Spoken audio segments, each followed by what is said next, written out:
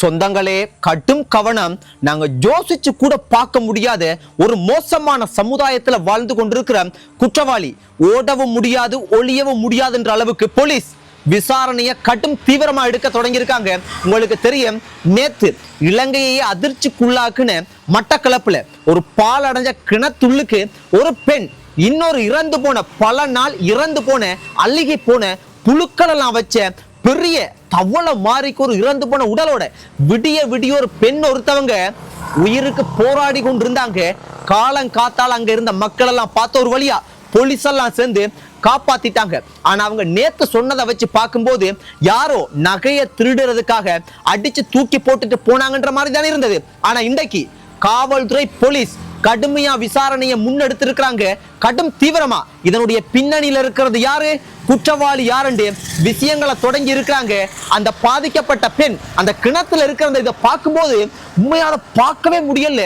வெறும் புழு விடிய விடிய, அதாவது பல நாள் இறந்து போன ஒரு உடலோட, அதுவும் கிணத்துள்ளுக்கு ஒரு பெண் எப்படி இருந்திருப்பாங்கன்னு யோசிச்சு பாருங்க. அவங்க கொடுத்த வாக்கு மூலம் என்ன தெரியுமா? அவங்க கொடுத்திருக்கிறது நேத்து கொடுத்தது வேற மாதிரி, இன்றைக்கு வேற மாதிரி கொடுத்திருக்காங்க.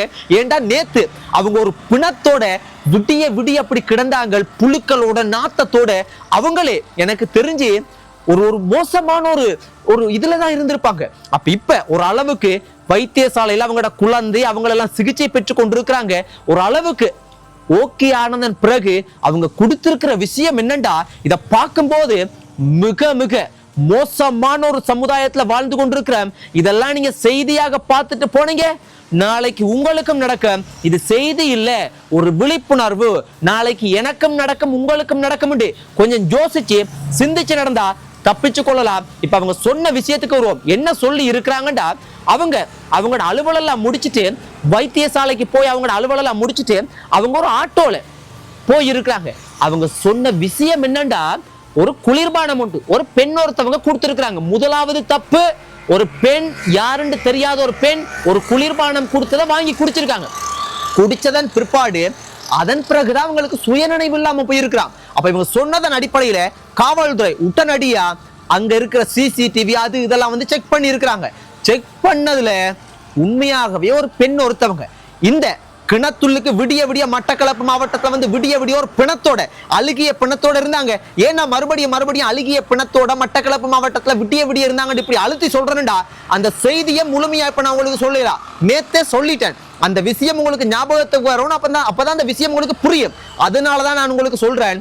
அப்ப அந்த விஷயத்தை பார்க்கும்போது ஒரு பெண் ஒருத்தவங்க இவங்களை பின்தொடர்ந்து இருக்கிறாங்க. சிசிடிவி எல்லாம் செக் பண்ணும்போது இவங்களை ஃபாலோ பண்ணி பின் தொடர்ந்து இருக்கிறாங்க. அப்ப யோசிச்சு பாருங்க, இதனுடைய பின்னுக்கு இருக்கிற மிகப்பெரிய குற்றவாளி ஒரு கேர்ள், ஒரு பெண்.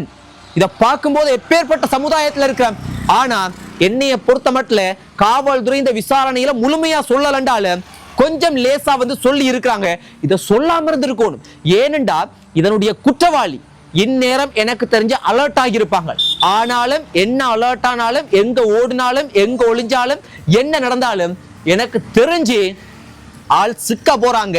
ஆனா யோசிச்சு பாருங்க, இதனுடைய முழுமையான பிரதான குற்றவாளி அந்த பெண்ணாண்டு எனக்கு தெரியா.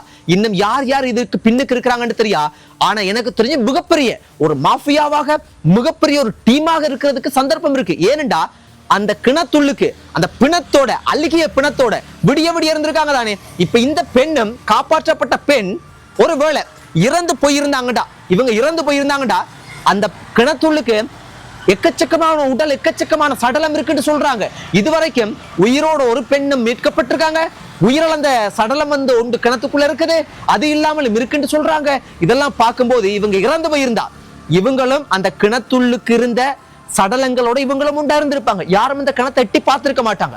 அப்ப நான் என்ன சொல்ல வரேன்னால், இந்த மாதிரியான விஷயங்களை செய்யறது பணத்துக்காக மிகப்பெரிய மாஃபியா, மிகப்பெரிய ஒரு குழுவொண்டு இதுக்கு பின்னுக்கு இருக்கலாம் என்று நான் நினைக்கிறேன். இந்த விஷயத்தை நேத்தே இந்த சம்பவத்தை நான் உங்களுக்கு சொல்லும் போது சொல்லிட்டேன். ஆனா இன்றைக்கு அந்த விசாரணையில ஒரு பெரிய திருப்பம் வந்திருக்குது. திருப்பத்துல மிகப்பெரிய குற்றவாளி ஒரு பெண் ஒருத்தவங்க அடையாளம் காணப்பட்டிருக்காங்க. பணத்துக்காக இந்த சமுதாயத்துல ஆம்பளையோ பொம்பளையோ கேர்ளோ போயோ, தெரிஞ்சவங்களோ தெரியாதவங்களோ யாராகவும் இருக்கட்டும், கொலை செய்யறதுக்கு, திருடுறதுக்கு, பணத்துக்காக எதையும் செய்யக்கூடிய குழுக்கள் மிகப்பெரிய மாஃபியா மாதிரி உருவாகி வேலை செய்து கொண்டிருக்கிறாங்க. சொந்தங்களே, உங்களோட வீட்டுல இருக்கிற சின்ன சின்ன பிள்ளைகளுக்கு, பொம்பளை பிள்ளைகளுக்கு, இளம் தங்கச்சிகளுக்கு நீங்களே இதுகளெல்லாம் பார்த்து கடும் கவனமா இருங்க. இலங்கை என்ற நாடு இப்ப நடக்கிற சம்பவங்களை எல்லாம் பார்க்கும்போது, இன்றைக்கு யாழ்ப்பாணத்திலையும் ஒரு விஷயம் ஒன்று இருந்துச்சு. அதையும் நான் உங்களுக்கு சொன்ன. நான் ஒரு பெண் விரிவுரையாளர் மருமகன் வேற யாரும் இல்ல, மருமகன் கழுத்தை நெரிச்சு அடிச்சு கொலை செய்து தூக்கி எறிஞ்சு போட்டு தப்பிச்சு போய் இருக்கிறேன். அந்த மருமகனோட கூட இருந்தது மகள் குற்றவாளி இல்லையா அது என்னன்னு சரியா தெரிய மாட்டேங்குது. ஆனா மகளை கடத்தி கொண்டு போயிருக்கேன், மாமியார் அடிச்சு கொண்டிருக்கேன். இதெல்லாம் எங்க நடக்குது? இந்தியால இல்ல. இது போல சம்பவங்கள் கூடுதலா எங்க நாங்க பார்ப்போம், இந்தியால கேட்போம். ஆனா இந்த சம்பவம் எல்லாம் எங்க நடக்குது? நேத்து மட்டக்களப்புல, இன்றைக்கு யாழ்ப்பாணத்துல, இப்படி ஒவ்வொன்று நடந்து கொண்டிருக்குது. அப்ப இதே சம்பவம் இந்த மட்டக்களப்புல அந்த கிணத்துள்ளுக்கு உயிருக்கு போராடி பிணத்தோட கிடந்து தப்பிச்சிருக்காங்க. அந்த பெண் செய்த மிகப்பெரிய குற்றம் என்ன? தெரியாத ஒரு பெண்ணிடம் குளிர்பானத்தை வாங்கி குடிச்சிருக்கிறாங்க. சொந்தங்களே கவனம். யாரிடமும் நீங்க தெரிஞ்சவங்களோ தெரியாதவங்களோ வெளியில போகும்போது இந்த சோடாவை வாங்குறான், குளிர்பானத்தை வாங்குறான், டொபியத்தார 2 வாங்கினா சாப்பிட்றாதீங்க, தயவு செய்து சாப்பிட்றாதீங்க. இப்ப காவல்துறை என்ன சொல்லியிருக்காங்கடா, அந்த குளிர்பானம் இவங்களுக்கு ஒரு போதையா மயக்கமா என்னது, இவங்களோட உடல்ல என்ன தாக்கத்தை செலுத்தி இருக்குன்னு மருத்துவ பரிசோதனைகளை எல்லாம் செய்து சரியான விஷயத்தை கண்டுபிடிச்சு இதுக்கு பின்னுக்கு இருக்கிற அந்த குற்றவாளி யார், அந்த மாஃபியா யார், அதனுடைய பிரதான சூத்திரதாரி யார் என்று கூடிய சீக்கிரம் மிக விரைவில் கண்டுபிடிப்போம் என்று காவல்துறை போலீஸ் சொல்லி இருக்காங்க. இருந்தாலும் இதெல்லாம் பார்க்கும்போது சினிமா இல்லை, இது நிஜத்துல நடக்குது.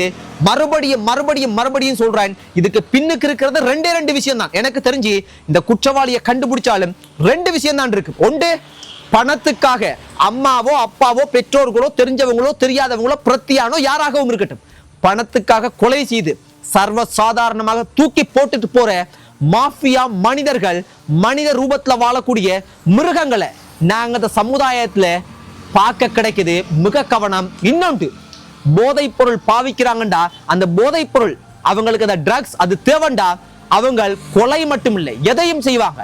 அம்மா யார், அப்பா யார், சொந்தம் யார், வேற பிரத்தியான் யார் எதுவும் தெரியாது. அவங்களுக்கு தேவை போதை.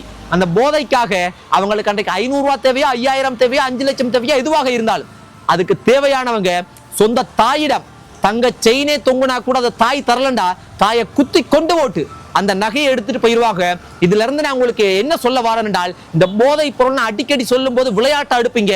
இந்த மாதிரியான சம்பவங்கள் எல்லாம் அதிகரிக்கும், கூடும். கட்டுப்பாட்டுக்குள்ள கொண்டு வரணும். இந்த போதை பொருளை கட்டுப்பாட்டுக்குள்ள கொண்டு வர வேண்டிய மிகப்பெரிய பொறுப்புல இருக்கிறது அரசாங்கம், காவல்துறை உள்ளுக்குத்தான். இந்த மாதிரியான சில நரிகள் இருக்கிறனால போதைப் பொருள் விற்பனை செய்யறதுக்கு நிறைய சூழ்நிலை உருவாகுது. இதை கட்டுப்பாட்டுக்குள்ள அரசாங்கம் கொண்டு வரணும்னு நான் உங்களுக்கு சொல்லியிருக்கேன். இது விளையாட்டாக சில நேரத்துக்கு சிரிப்பாக பேயன் மாதிரி நான் கத்தி கொண்டிருக்கிற நேரம் கழிச்சிருப்பீங்க, நினைச்சிருப்பீங்க, சில கருத்துக்களை எல்லாம் பதிவிட்டிருப்பீங்க. ஆனா சம்பவங்கள் நடக்கும்போது எப்படி இருக்கு, எப்படி இப்ப உங்களுக்கு தோணுது? நான் சொல்றது விளையாட்டா உண்மையா? அதனால மறுபடியும் சொல்றேன் சொந்தங்களே, இளம் பிள்ளைகளே, முக்கியமா பெண் பிள்ளைகளே, தெரியாத யாரோடையும் தெரிஞ்ச ஆட்களா இருந்தாலும் இரவு நேரத்துல ஆபத்தான இடங்கள்ல எல்லாம் தனியா போகாதீங்க. கடும் கவனமாக இருங்க. ஒரு பட்ட பகல்ல ஒரு பெண்ணை, அதுவும் நாங்க வாழ்ற இந்த இடங்கள்ல அடிச்சு நகைக்காக பணத்துக்காக ஒரு கிணத்துள்ளுக்கு தூக்கி போட்டுட்டு போயிருக்காங்க. அந்த போட்ட பெண் அதிர்ஷ்டவசமாக தப்பிச்சனால அந்த கிணத்துள்ளுக்கு அந்த பெண்ணை போல இப்படி கொண்டு போட்டு இருக்கிற விஷயமெல்லாம் வெளியே தெரிய வந்திருக்குது. இதெல்லாம் பார்க்கும்போது நாங்க என்ன செய்யணும்? பாதுகாப்பாக இருக்கணும், கவனமா இருக்கணும். அதான் சொல்ல முடியும் சொந்தங்களே. சொன்ன விஷயத்தையே மறுபடியும் சொல்லலாம். கவனமா இருங்க. Good night, sweet dreams, by.